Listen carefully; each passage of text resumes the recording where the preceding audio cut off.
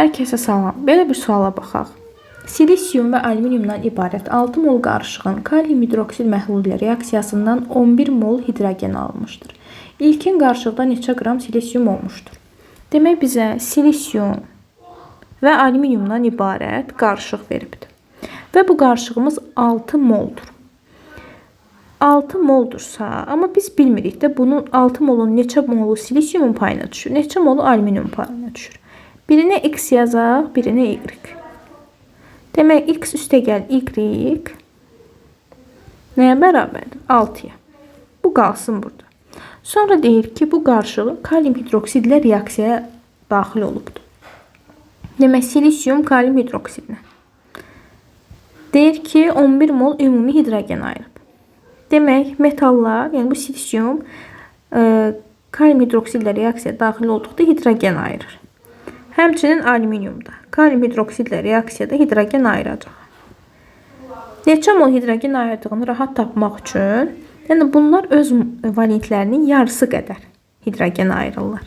Silisium 4'dür. 4'ün yarısı 2 mol.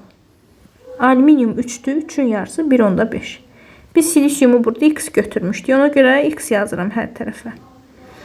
Alüminium y götürmüşdük. Burada y yazdıq.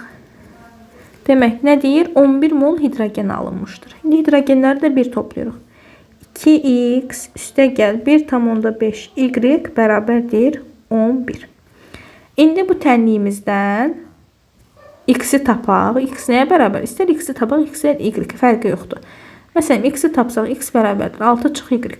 X-in bu qiymətini gətirib burada yerinə yazıram. 2 vur 6 çıx y üstəgəl 1/5 y bərabərdir 11. Buradan tapırıq ki, y bərabərdir 2-yə.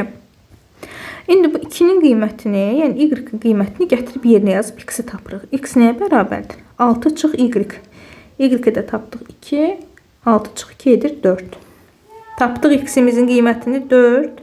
4 mol silisiumumuz var imiş. Y-i də tapdıq 2. 2 mol da alüminiumumuz var imiş.